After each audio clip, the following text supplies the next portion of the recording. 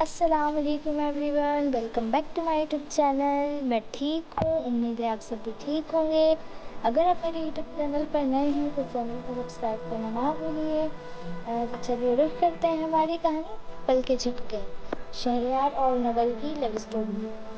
अगर आपको मेरी कहानी पसंद आए तो लाइक कीजिए, कमेंट कीजिए, शेयर कीजिए और चैनल को सब्सक्राइब करना ना भूलिए। तो चलिए स्टार्ट करते हैं हमारी कहानी। तुम्हें लगता है शहरयार भाई आएंगे? उसे कुछ ही देर हुई थी घर आए। दादी की हालत में कोई फर्क नहीं आया था। वो तो बिल्कुल नहीं आना चाहती थी, मगर ताई ने उसे जबरदस्ती घर भेज दिया। और अब जब वो फ्रेश होकर लॉन्च में आकर बैठी तो यमुना ने उसके सामने चाय रखते हुए सवाल किया, पता नहीं, पापा ने तो यही कहा है। वो खुद भी बेयकीन थी। मुझे नहीं लगता आएंगे। मतलब समीना ताई कहाँ आने देंगी उन्हें? ठीक कह रही हो। उसने चाय का कप उठाया। या फिर उन्हें ताई को बताना ही नहीं चाहिए, यमुना कह रही थी। वो कोई जवाब देने ही लगी थी कि उसी पर सेंटर टेबल पर पड़ा उसका सेलफोन बजने लगा। यमुना ने हाथ बढ़ाकर उसे उठाया और स्क्रीन को देखते ही चौंक गई। शहरयार भाई हैं, लाओ मुझे दो। वो सीधी हो बैठी। हेलो, उसने धड़कते दिल से कॉल रिसीव करके मोबाइल कान से लगाया था। नवल, उसकी भारी आवाज उभरी। कैसी हो? अच्छी हूँ, उसने धीरे से जवाब देकर यमुना की तरफ देखा जो उस पर नजरें गाड़े बैठी थी। मैंने अभी चचा जी को फोन किया था, मगर ज्यादा बात नहीं हो सकी। तुम कहाँ हो अभी? मैं तो घर पर हूँ, उसने जवाब दिया। क्यों? ओके, वो थोड़ा रुका। बात ये है नवल कि मुझे कोई फ्लाइट नहीं मिल सकी। फिलहाल तो जैसे ही मुझे कोई पहली फ्लाइट मिलती है मैं आ जाऊंगा। चचा जी को बता नहीं पाया। मैं बाद में उन्हें खुद भी फोन करूंगा, मगर अभी तुम उन्हें ये बात बता देना। नवल के मुंह से बेख्तियार एक गहरी सांस निकली।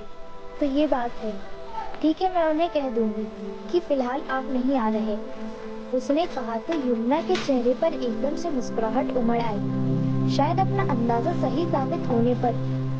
और तुम परेशान बिल्कुल मत होना, दादी बहुत जल्द ही ठीक हो जाएंगी, मुझे यकीन है, उसने धीरे से कहा। ठीक है, मैं भी फोन रख रहा हूँ, बाद में बात करूँगा, अल्लाह हाफिज। वो बहुत जल्दी में मालूम होता था। नवल को प्यासी महसूस हुई इस कुछ लफ्जी बातचीत से, मगर अभी उसे ये हक हासिल नहीं हुआ था कि वो उसे रोककर खुद से बातें करने पर मजबूर करती। इसीलिए दिल महसूस कर रह गई। बस कर दो, और भी गम है जमाने में शहरयार के सिवा। यमुना ने फौरन उसके चेहरे की मायूसी भाप ली। मोबाइल उसके हाथ से लेते हुए वो उस पर चोट कर गई थी। उसने जवाब देने के बजाय घुटनों में सर देकर खामोशी इख्तियार कर ली थी। मगर रात को उसकी ये मायूसी खुशी में बदल गई जब उसका फोन आया। वो सोने की तैयारी कर रही थी। सो तो नहीं रही थी, वो मालूम कर रहा था। नहीं, अभी तो नहीं। उसने हैंड लोशन साइड पर रखा।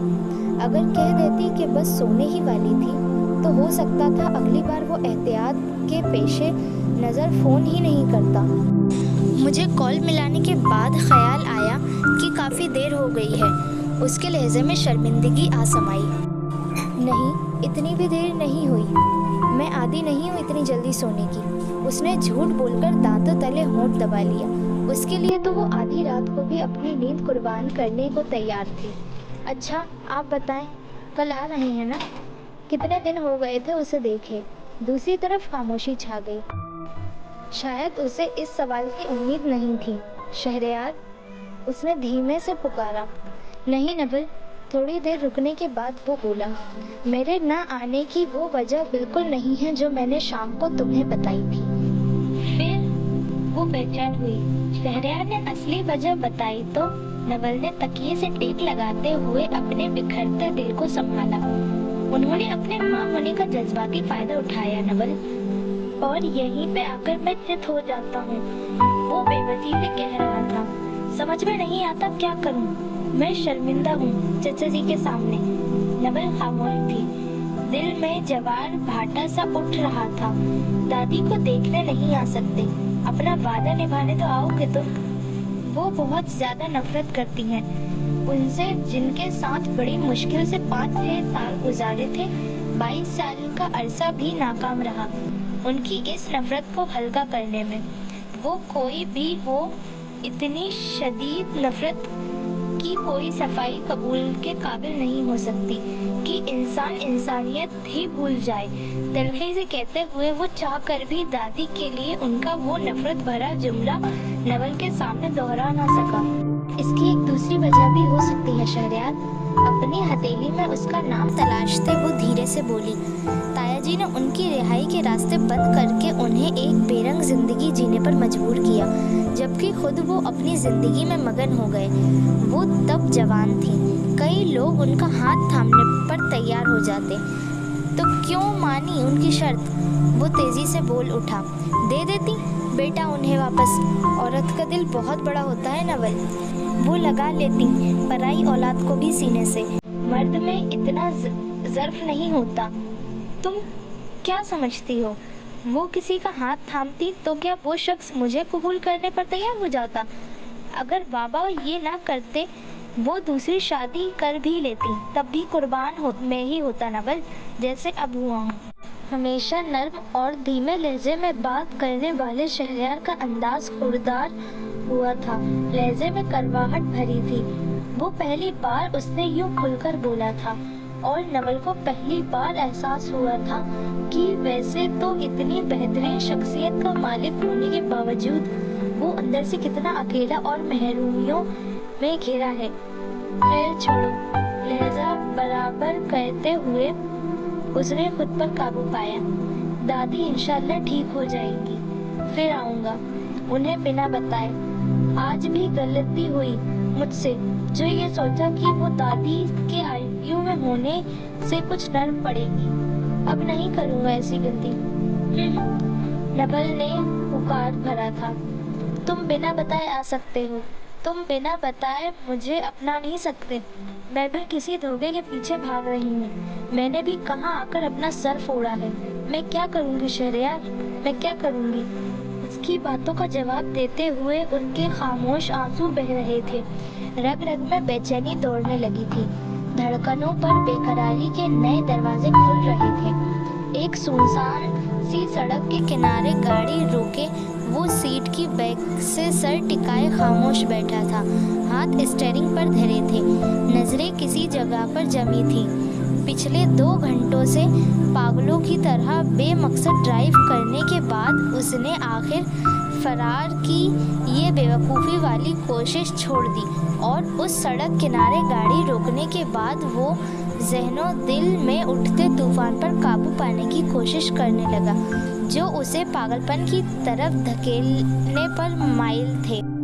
पूरी रात सोई जागी हालत में रहने के बाद जब वो सुबह उठा तो उसके वहमो गुमान में भी नहीं था कि आज उसे इतनी बड़ी चोट मिलने वाली है।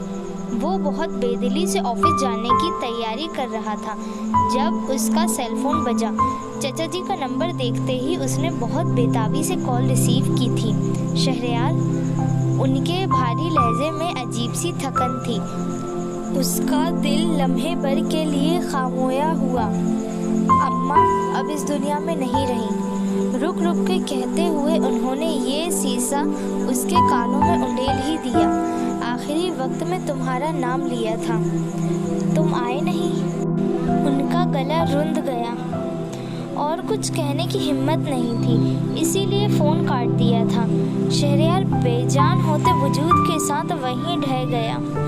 कुछ लम्हों के बाद दरवाजे पर आहट पाकर उसने नज़रें उठाकर देखा। अम्मी शायद नाश्ते के लिए उसे बुलाने आई थी। उसकी हालत महसूस करते वो हैरानी से उसके पास चली आई। क्या हुआ शहरयार, ऐसे क्यों बैठे हो? वो जवाब देने के बजाय आंखों में आग लिए उन्हें देखता रहा। कुछ नहीं, बस आपकी दिली ख्वाहिश पूरी हो गई, खुशियाँ मनाइए। एक झटके से उनके हाथ झटकते वो तूफानी अंदाज में उठ खड़ा हुआ। वो दंग रह गई। शहरयार, शहरयार, मेरी बात तो सुनो, क्या हुआ है? उसे निकलते देखकर वो चिल्लाते हुए उसके पीछे लपकी। वो सुनी अनसुनी करते हुए अंधाधुंध बाहर निकला था और गाड़ी में बैठते ही वो अपने अंदरूनी तूफान का रुख ड्राइविंग की तरफ मोड़ता उन्हें पीछे चिल्लाता छोड़ गया था। और अब उसे यहाँ बैठे कितनी देर हो गई थी, मगर दिल था कि संभलने में ही नहीं आ रहा था। आखिर एक फैसले पर पहुँचते हुए उसने गाड़ी फिर स्टार्ट कर दी। अब उसका रुख एयरपोर्ट की तरफ था। आज दूसरा दिन था। घर की फ़ज़ा बोझल और मातमी थी। हॉल को ताज़ियत के लिए आने वालों के लिए मखसूस कर दिया था। जब यमुना ने धीरे से उसे बताया, शहरयार भाई आ गए हैं, वो ज़रा चौंकी और फिर आंखों में ठहरा हुआ पानी गालों को भिगो गया। अब क्या फ़ायदा, दादी तो चली गई। उन्हें याद करते करते उसका भीगा तल्ख और लहजा बुलंद हुआ। यमुना ने घबराकर उसके बाजू पर हाथ रखा। बस करो नवल। उसने एक गहरी सांस लेते हुए आंसुओं का फंदा निकला। फिर उसका हाथ बाजू से हटाते हुए अपने कमरे में चली आई थी। तकिए में मुंह दिए वो खुलकर रोने लगी, यहाँ तक कि सिर और आंखें दर्द करने लगी। दादी, कहाँ हैं आप? आकर देखिए ना, शहरयार आ गया है।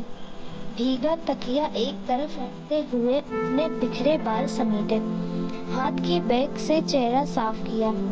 नवल, कमरे में बंद होने का टाइम नहीं है, बाहर आओ। यमुना की बेजार सी आवाज आई थी।